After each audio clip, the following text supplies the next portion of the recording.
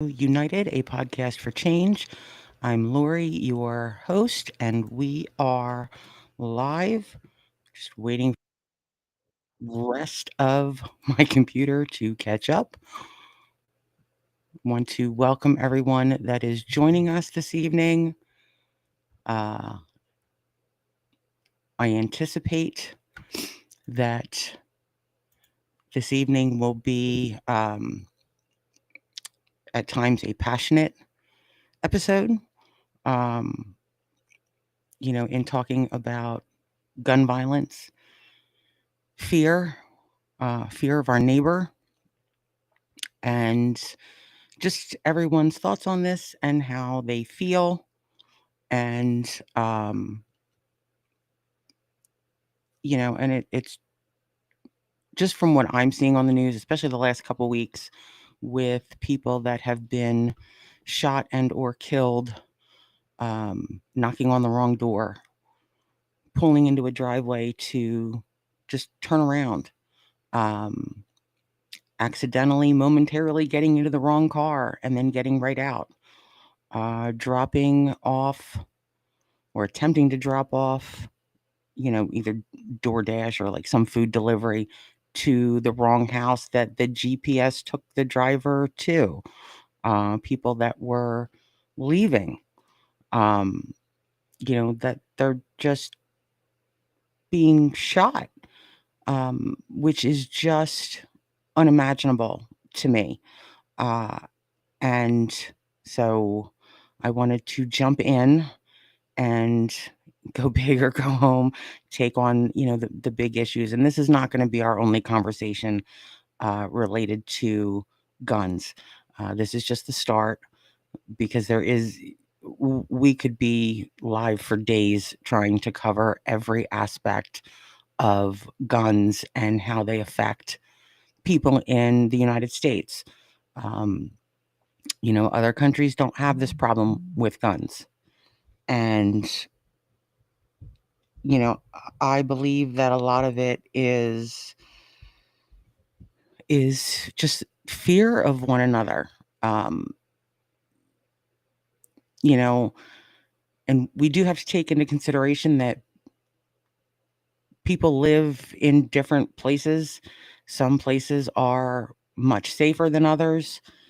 Some people live in the city, some in the suburbs, some are rural, and each of those, where you live can have an effect on, you know, how fearful you are or are not in relation to guns. And, you know, you see on one side where, it's the guns, it's the guns, it's the guns. And then you see on the other side where it's no, it's mental health. It can be it's a mix of things. It's not any, at least I don't believe it's any one thing. It's definitely the wrong person having a gun at the wrong time, or a person thinking that it's okay to, use a gun over dumb stuff. Oh, and then there was also the story in there were two stories in Texas. One where a couple was on a first date, and the guy got charged $40 for parking, and during the meal found out that it was a scam, and he excused himself from the meal, went out and shot the guy that scammed him, and then went right back in to go eat, to go finish as if nothing had happened. And then another situation where, drunk guy with a gun that I don't it's been reported that he is a Mexican national. um I don't know, and whether he is or not, he was a drunk guy with a gun. um it was asked to stop firing his weapon late at night because the neighbors had, a child that was, that they're trying to get to bed and sleep. And the guy came over and shot and killed 5 people, including an 8-year-old. I saw an article yesterday where some college kid on the Texas A&M Texarkana baseball team was sitting in the dugout and got shot in the chest. Nothing about, any type of altercation with anyone or anything like that. Just sitting there and he shot. And, you know, it's getting crazy. I don't believe that more guns is the answer. I believe that we have to start with identifying the underlying fear that we have of one another, um, the things that are causing that fear, and then what we can do to, stop being afraid. Remember that we're all humans. Um, there are definitely people that need to learn gun safety and how guns should be handled. And there are people that, it just seems in so many instances where, somebody reports that to someone that, like, I'm feeling suicidal. I feel like going out and killing people. And, nothing is done to stop that person or to touch base with that person, to get them to either not kill themselves or kill someone else. Um, I would also like to see, anyone that's discussing that, that comes in to discuss that we treat each other with respect. Everyone's opinions are valid. We are going to deal with facts. So, throwing out words like assault weapons, that's not going to help. Um, we should try to be more specific. And from looking at the statistics, um, it's actually handguns that are used in the majority of shootings or mass shootings. Um, we're not going to focus on gun rights tonight because that's a whole other that is a whole other topic. Um, you know, and one of the things that we want to look at is, you know, why are we afraid? Is it because of something that, we had a bad experience? Um,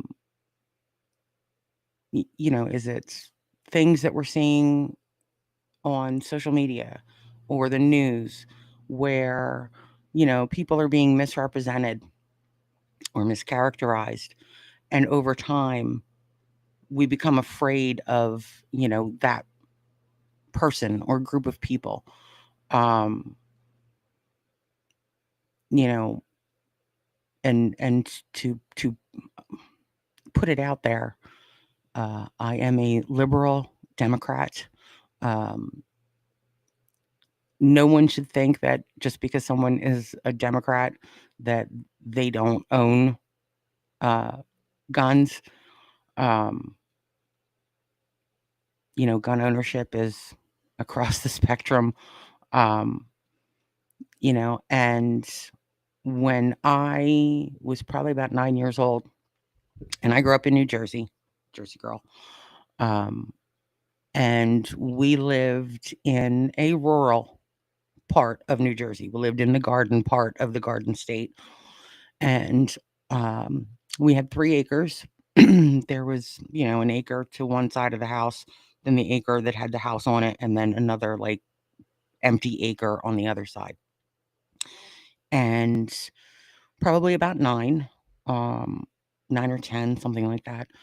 My dad, was technically my stepdad, like, he's the man that raised me. So, when I say dad, that's who I mean. Um, my biological father was an NRA member until he died.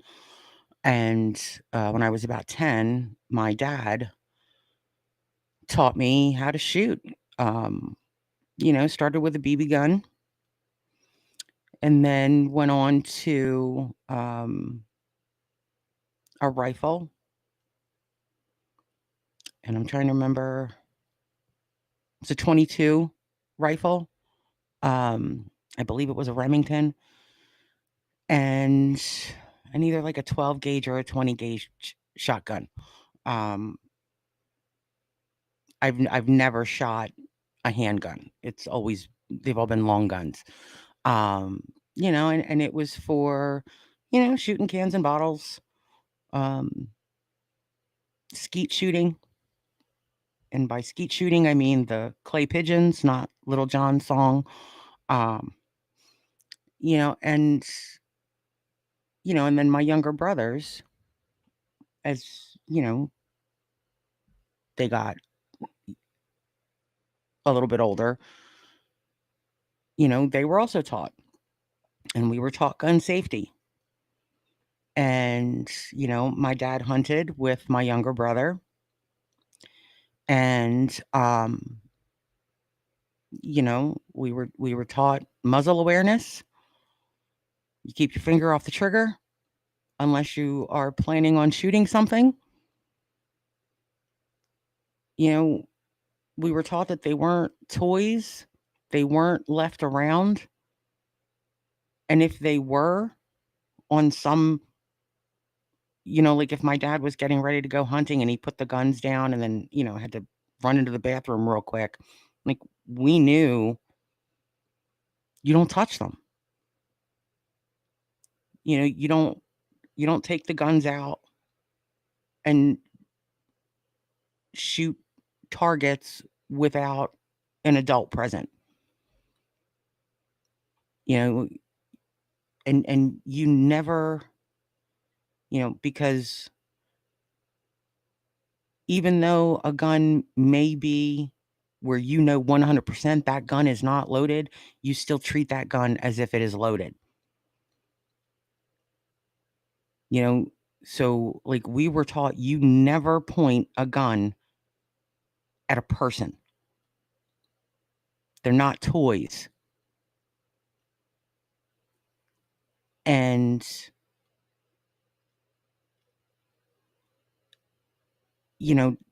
seeing a lot of the division that's been going on, just being on the outside looking in, because I mean, I don't feel these things. I don't feel divided from my neighbors, from, you know, friends, strangers. I mean, yeah, there have been instances where, I've been out and about and, you get that feeling in your gut, like, you might not want to stay here. You might want to get going. And not that a shooting took place afterwards or anything, but it was just, where you get that weird vibe and you bounce. But for the most part, like I've never had an issue. I've never been afraid to go anywhere or to live my life. I've never been afraid that somebody's going to break into where I live, and I don't, like, for myself personally, like I don't feel that fear. But I know that there are people that do.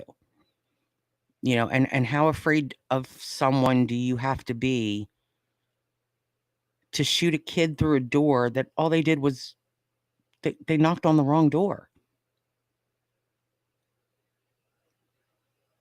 And this is an excellent point by Sue. Living in Sandy Hook changed everything. Or living in Connecticut, Sandy Hook changed everything. Sandy Hook certainly did change everything, because for me, like, that was the moment when I realized that nothing was going to change. Because if we as a society could be cool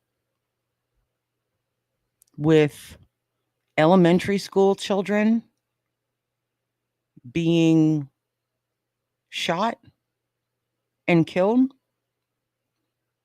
and that wasn't enough to do something, then are we going to revert back to the wild west? When even in the wild west, if you went into a saloon or you went into certain places, you had to check your weapons. You couldn't be in that establishment carrying a weapon, you know. And it's just, I mean, and even worse was, what happened in Uvalde. We hear, you know, all you need to stop a bad guy with a gun is a good guy with a gun. How many good guys with guns were in Uvalde that were in the halls of the school and did nothing, listening to children screaming as they're being shot and mutilated, and did nothing? Like, I don't get it. I understand, and I support that it's a constitutional right. Um, I realize that the Heller decision, made it an individual right to possess firearms. I get it. But something has to change with how we view one another and how we easily dehumanize, people that are different from us. You know, and I know that the media has a part to play in that. Politicians have a part to play in that. The gun lobby has a part to play in that. And it's on the outside looking in. What I see is they're money grabs. It's let's make everyone afraid that the government is going to come take their weapons, and and just start doing away with the citizenry. So you need to buy more weapons. And oh, look at all this crime. You need a gun. You need to protect yourself. Like, people are pushing that fear, and when this is the result of that. It's it's making us fear one another. And how far down the rabbit hole do we want to go as a country? You know, are we cool with this? Are we cool with being afraid of each other? You know, yeah, are there victims of gun violence that are probably going to be tentative afterwards? Sure, because these are people that have suffered a trauma and they need to heal. But I'm just talking about,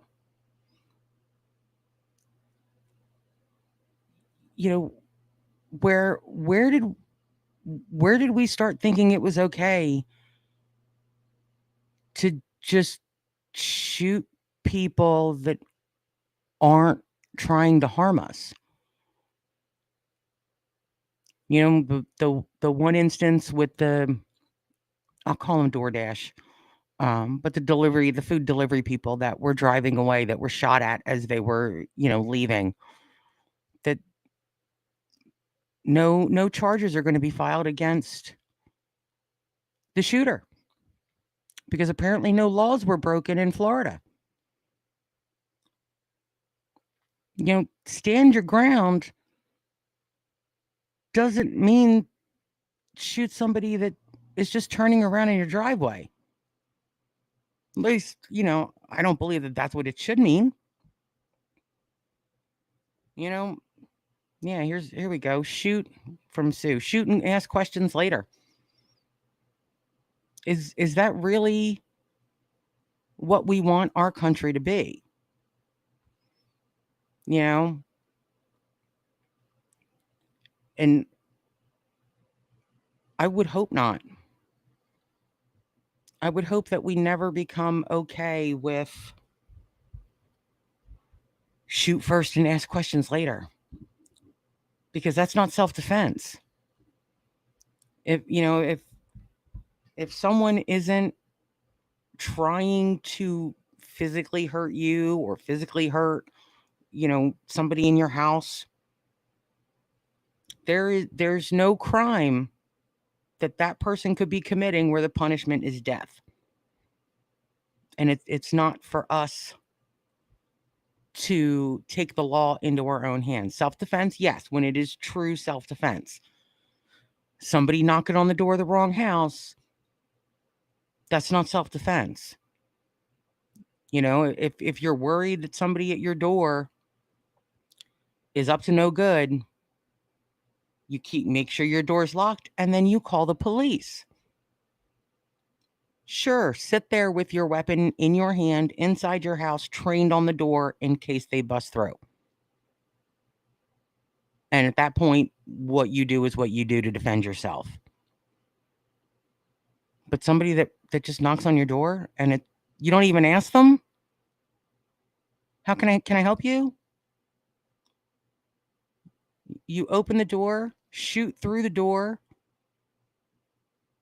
and then while this kid is on the ground, you stand over them and shoot them again? That's not self-defense. That's not stand your ground. It's fear. So afraid that, somebody's going to come in and harm you that you're going to shoot first and ask questions later. Someone that is unarmed. Someone that's not trying to do anything. Like, I I don't get how we've gotten to this point. You know, I know that I'm going to live my life. And if, hey, Sam, and if someone intends to take me out and it's my time to go, well, I'm not going to take it lying down if I can help it, but if it's your time, it's your time. So I don't let fear of the wrong person with a gun at the wrong time stop me from living my life. I love to go to concerts. But what I do notice now is that I've become really big on situational awareness and kind of like keeping my head on a swivel. And I look to see if there are places where somebody could get into, where it could become a mass shooting event, especially after like, the Las Vegas shooting. And, I trust that the security personnel at the venue have done their jobs and that nobody got in with any type of weapon that can harm, a multitude of people. Um, but that is something that, I find that I am looking out for. I'm looking for the exit or exits. How far am I away from the exits? Um, you know, where's my way out? Doesn't stop me from going, but I've become more aware of what's around me. Um, I'm still like I'm not afraid of anyone to the point of walking around like there's going to be some fight to the death,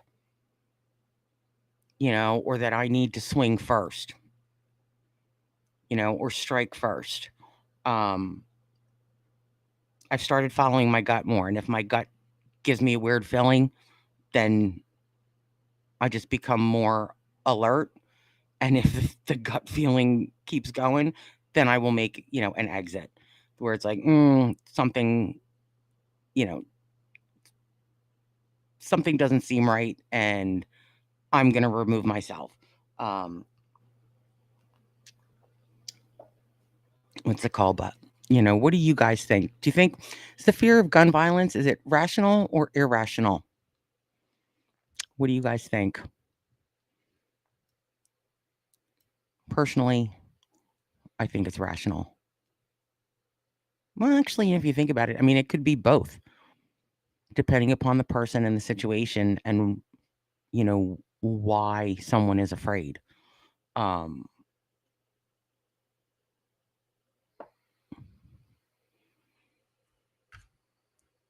and does the thought of, potential gun violence, because we never know, it's not like, a shooter is going to be walking around with a megaphone going, hey, going to be firing my weapons in about 3.5 minutes.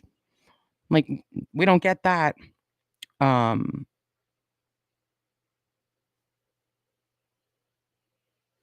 and here's a comment from Sam. As a mom, it's hard to send my kids into the unknown, and having my heart beats walk around not knowing I'm not there to protect them scares the shit out of me. Agreed. And I mean, my son is not only is my son grown. I mean, he's 31 years old, just turned 31. He's 6'5", and he's built like a linebacker. I am not. I am 5'4.5". So it's like it's. I always get the craziest looks when he's with me and we're out somewhere and I introduce him and say, "Oh, this is my son." Like people, they always like they look at him, they look at me, and they're like, "What? Like, did you adopt?" No, no, natural childbirth. He came from me. Is his father the Jolly Green Giant? No, it just because there's just such a height difference, you know. But when he's out, like until I know that he's home and safe, like I worry about him because of his size. I worry that somebody's going to think that he's a jerk off because he's this big guy. Let's fight, let's do whatever, or police, that something's going to go wrong with an interaction with the police because he has social anxiety and he freezes, and and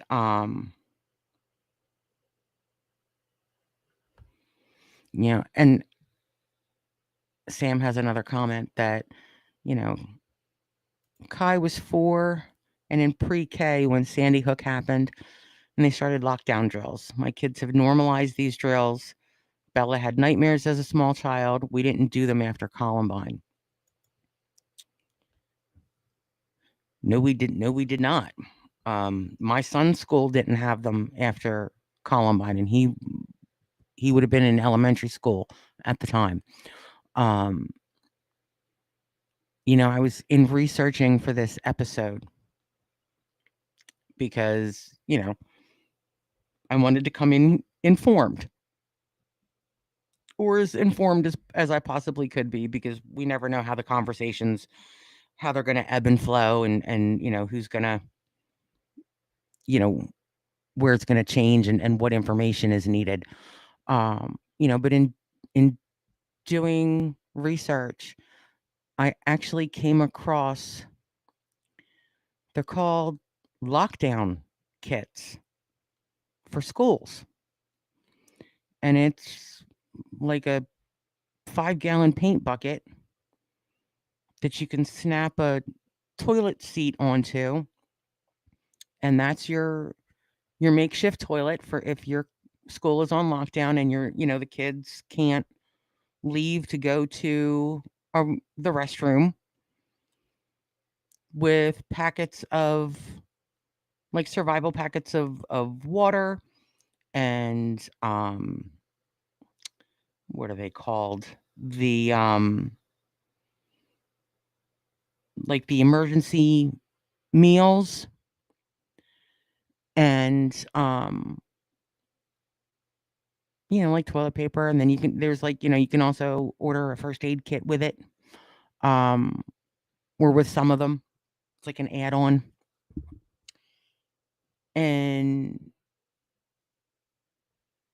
w- w- we never had to deal with things like that. I mean, granted, I graduated high school in 1987. And, like I'd mentioned earlier, I grew up in a rural part of New Jersey. As in, like, my school district, we had off the first day of hunting because so many kids would be pulled out of school to go hunting with, most likely their dads. Um, so we had off first day of hunting.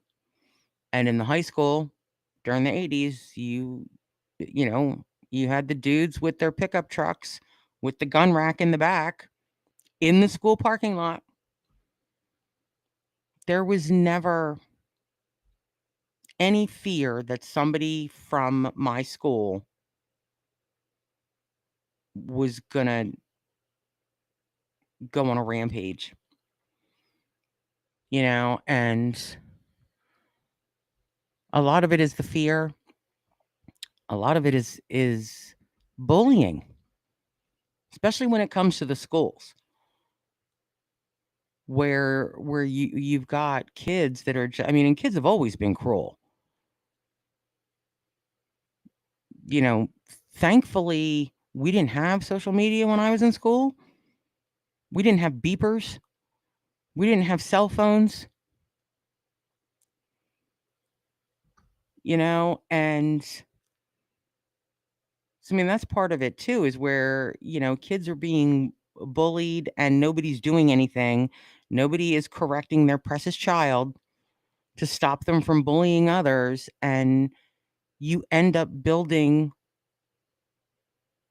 someone that could snap and have, and it just seems like everybody spends all the time just pointing fingers back and forth, and no one's doing anything about anything. It's mental health, but we're going to vote down any bill that tries to improve mental health for children and adolescents so that we don't raise them to be someone that will use a gun, you know, to harm others. And Sam says Bella started play therapy at 4 and through 6 years old because the drills they actually jiggle the handles of the door and pound on them and put the fear into the kids to hide. Is And then also, my daughter is going through some of this bullying shit now. She was punched in the back of the head Friday by a boy who will face 0 consequences because he plays lots of sports and it's okay. Ah, the untouchable boys who play sports. That's going to be another conversation. Um, I mean, and it sucks that Bella's going through that. A friend of mine, her great niece, who I think is about the same age as Bella, she's like 12. They had to pull her out of the school because she was being um, doxxed by one of her supposed friends who apparently, got mad at her one day and decided to go onto social media with a picture of her and say, I'm the great niece. Here's where I live. Please come kill me. And put it on the internet. and nothing was going to be done to that girl. So, my friend's niece they pulled her out of school and are now homeschooling her, while they're looking for a safer place for her to go where she's not going to be bullied. And when my son was in school, there was a phase of there was like zero tolerance for bullies, zero tolerance for anything, and it just seems like lately, like the schools are just like, oh well, kids are kids. Like, no, this is bullshit behavior. Stop these people from being jerk offs, so that they don't grow up to be even bigger jerk offs. I have 2 drinks tonight. I have 1 non-alcoholic, 1 adult. So, because it's been that kind of day doing the research on this, and just some of the things, some of the stories of the things that we're doing to one another are just like, it's not the country that I grew up loving. Like the way that people act now, like this is not the country. We are certainly not at our best. We are certainly not being very great to one another when we think that it's okay to shoot someone turning around in our driveway that didn't mess anything up, didn't harm anything, didn't come anywhere near the house, didn't threaten, didn't, you know, it just seems so crazy to me that this is the country that we live in now. And no one is doing anything to bring people together, to get better, mental health care in the country, to kind of stop treating each other or portraying each other as savages, animals, thugs, illegal. We're all people.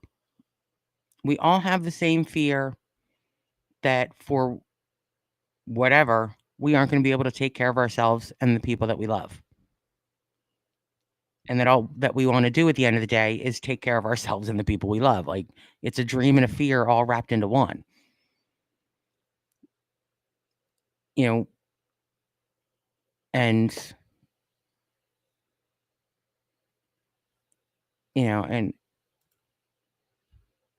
Sam says, I've read all the books in regards to all the shootings, watched every documentary. Same. I saw those Parkland kids rally and prayed it would change legislation, and nothing. Yeah. Same. Here are these kids, these young adults, begging our legislators to listen to them and do something. And, doors isn't the answer. Having, armed police. Parkland had an armed police officer. So, I mean, my high school, we had a school resource officer. I don't remember. We had 2, and like one was in the junior high, which is the middle school, and then the other one was in the high school, and they would like go back and forth. Um, I don't remember if they had a gun, if they were guns. But yeah, I mean, I fully recognize that I'm talking about 35 years ago or 36 years ago. Times have changed. We can change things back in that regard, with treating each other better and being kinder and being more open to one another and talking about things. Because the more we branch off into, you know, our own little tribes based on either, how we look, how we believe, pray, who we love, and it goes on and on and on. Like the more we fracture into these little groups, I would think the worse it's going to get, because the more you get into tribes, you there's less knowledge of other. And when there's less knowledge of other, historically, we shoot first, ask questions later, or we take something in to be, probed and like ET, where instead of trying to talk to him, it's, oh, we got to take him to the secret, military facility and do tests and torture him, when he's not hurting anybody, and it's how we're treating our people. The more that we're afraid, because it's not just, the civilians that are afraid. There are police officers that are afraid. They're afraid that they're not going to come home at the end of their shift. And they're taking that fear out into the street. So, and then you've got people that are being pulled over or whatever else. They've seen the videos where the cops are, people are being mistreated because the cops are afraid, and they're treating the people that they're pulling over based on that fear. So it's just being overdone. Where it's let's have 6 cops and we're all going to scream different things at the same time, and then, jump on the person because they didn't know which person to listen to. That's fear. People they're going to take their chances running over a traffic stop, you know, instead of it just being a calm, orderly situation. Like, it's just fear. And it's not just fear. We have a comment from Patrice. Hi, Patrice. With the growing lack of empathy people now have, fear has grown in equal measure. Usually fear of what is different or what they don't understand. Sadly, these things combined breed hatred and division. Said it way better than I was trying to. And it all bleeds in together. And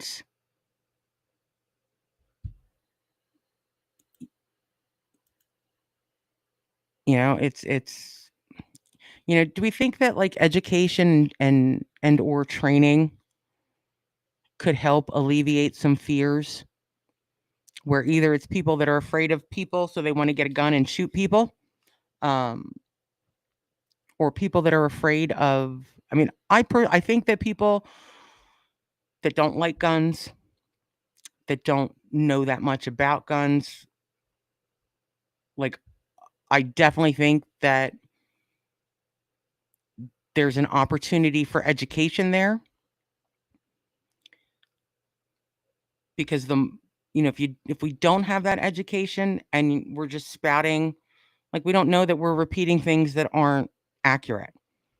And when we say things that aren't accurate, and you're saying it to people, to others that own guns, or they own a range, they practice gun safety, they're law abiding gun owners. If we spread things that aren't accurate, then it falls on deaf ears, and because it's like they don't know what they're talking about. Why should I listen to them? And I definitely think that those against guns should stop using the words assault weapon, because that seems to be the quickest trigger, no pun intended, of having your entire thought dismissed. And because the retort is always going to be, what's an assault weapon? What's an assault rifle? I've seen people confuse the AR in AR-15 for assault rifle, that's what the AR stands for. And that's not what the AR stands for. And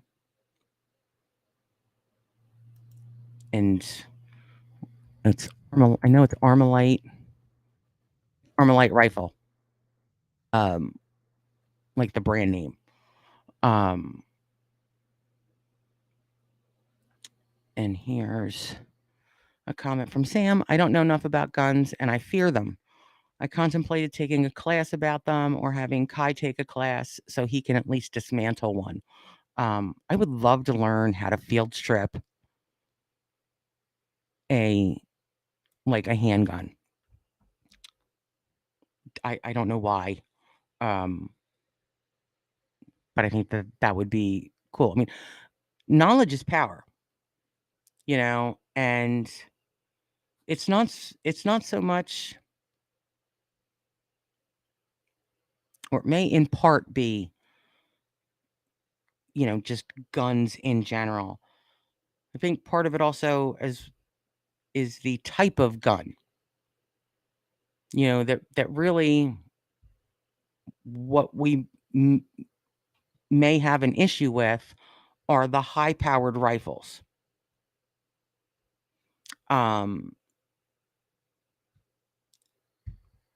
For a good reason. They're high-powered, they do more damage to whatever they hit.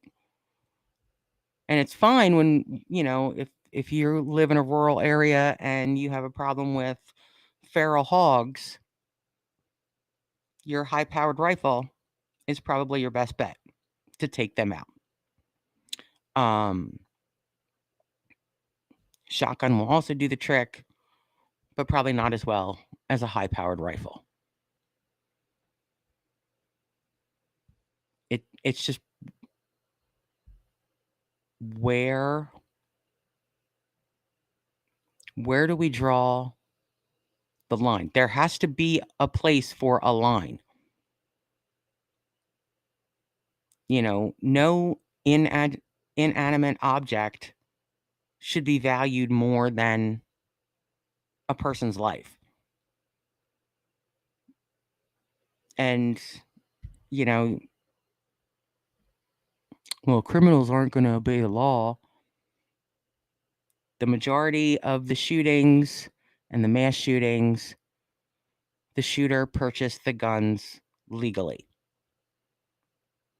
So the person wasn't a criminal until he became a criminal. Like, should we have no laws?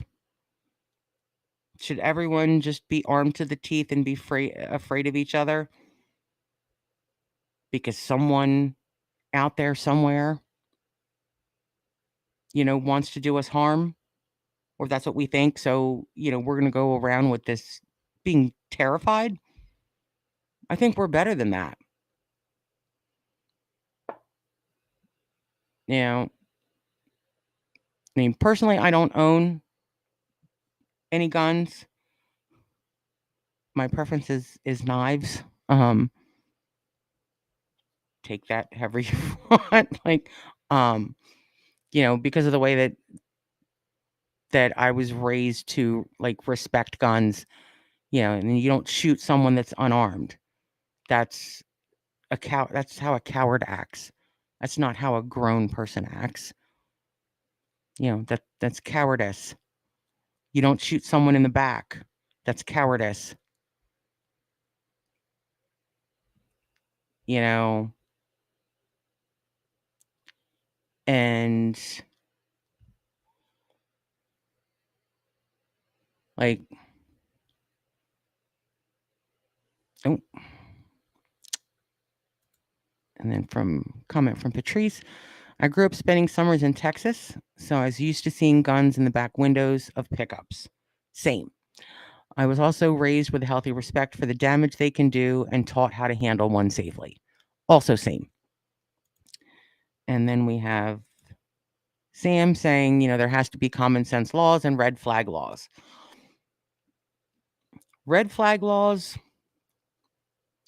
and the reason why red flag laws can be so difficult is because owning a gun is a constitutional right. So if you have someone that hasn't committed a crime, like they're just saying that they're thinking about it, or they might, and it sucks. And you know, it's like you have to go through a whole like court thing to be able to actually like take their guns due to like the red flag laws and stuff. And Sue says, I see no reason why there are arguments about the waiting period. Well, it depends on where you're buying the weapon. Well, what the waiting period is. Personally, I would love to see that before the person can pick up the weapon from the dealer, that they have to take a training course, that they have to take a training course that includes safety. It's not point and shoot. Like, there's so much more to it. Yes, it is a constitutional right, but we also have a responsibility in exercising our rights. We can't harm someone in exercising our rights because those people have the same rights. And I definitely think that there should be training.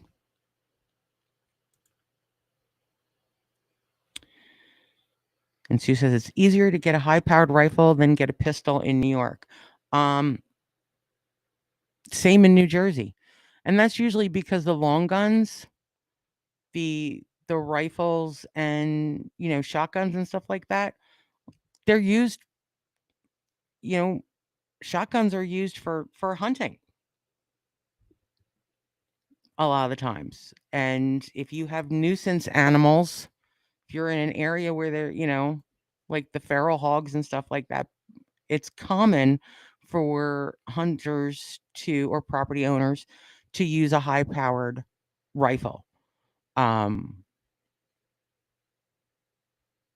it gets the job done quickly. And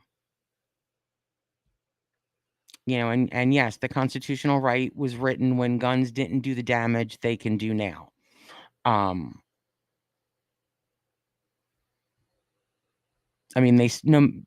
They could still kill back when the Constitution was written. It was a lot harder to do. You really had to be good with your aim and, and everything else. Like, and if you were really good, you could get off multiple shots, not like it is now. Like the rifle that I was taught to use, I don't know what the correct terminology is, but you would pull I guess the stock back, or maybe that's what it's called, where you put the bullet. You'd have to kind of pull that back, stick the bullet in, and then close the thing, and then, you could shoot it. We didn't use like a clip or a magazine. And I know that some people are going to get pissy because I used clip and magazine in the same respect to a rifle. Where what is it? Is it clip if it's a handgun, magazine if it's a rifle? Like that's it. Give me like that's not that big of a deal. Stop. You know, and I'm not suggesting that anyone's constitutional rights um be taken away. It was, I believe it was a pump action because we had to like go like this with it to get it, to get it to fire. Um, but a lot of this is going to come down to just teaching people to be better people. Um, Not being dicks, not being afraid. And I know that that may be hard to pull off in an area that's high crime or higher crime. And I'm not saying don't own a gun. I'm saying be smart about owning a gun. Be, safe. Yeah. And then there's the flip side too that it's like, okay, I'm going to legally and lawfully possess a firearm that I have to keep in a locked safe or, with possibly a trigger lock on it or a fingerprint that, it's attached to my hand. And, you know, but then what if something happens in my house? Like, excuse me, um, Mr. Rapist, murderer, thief, whatever you are. Can you hold on a second while I go over to my gun safe and, and put in the combination and get that out and then take off the trigger lock and, put bullets in it because, you really shouldn't store a gun loaded, just in case, because that's a safe thing. Um, you know, it, there's no easy answer. I would like to see conversations happening and actual things being done to help with the mental health aspects and the fear and education. A great resource for people that want to learn about guns is actually your local police department because they would have all the information about what a person has to do in order to purchase or get like their gun license um in the states where you need a license. um but like your local police are actually a great resource for that. Where's the best range to learn? Are there safety courses? Like they will help you out with that. um and learning about it doesn't mean that you have to buy one. It's but having the knowledge does help with the fear. It may not make you love guns, nor should it, but if it helps do away with some of the fear, if it helps a person become better informed and thereby helps them become better at presenting their position or their opinion, or to helps a person to learn more so that they can, in an educated way, push for proper reforms. um yeah, I mean, there's stuff that I would like to see like on a national level because we're all, we're all citizens. Like we're all entitled to life, liberty, and the pursuit of happiness. And with the differences in gun laws from state to state, I think that just screws a lot of things up. If we could have a national, some type of national gun laws, and I know we have some. I know that there are federal gun laws. Um, but in terms of the requirements to own, how you need to educate yourself and get training before you can own a gun, those sorts of things, background checks, like one of the latest shooters in Texas, um, who's the Mexican national. People are like, well, he had that gun illegally. There's no background checks in Texas. So if you want a gun, Texas is like they're passing them out like candy with how lax their laws are. But gun laws and lack thereof, that's a whole other conversation. Um, does anyone have anything like that they want to bring up or focus on? Um, you know, do we think that the pandemic had an effect on people's fear of either each other or gun violence?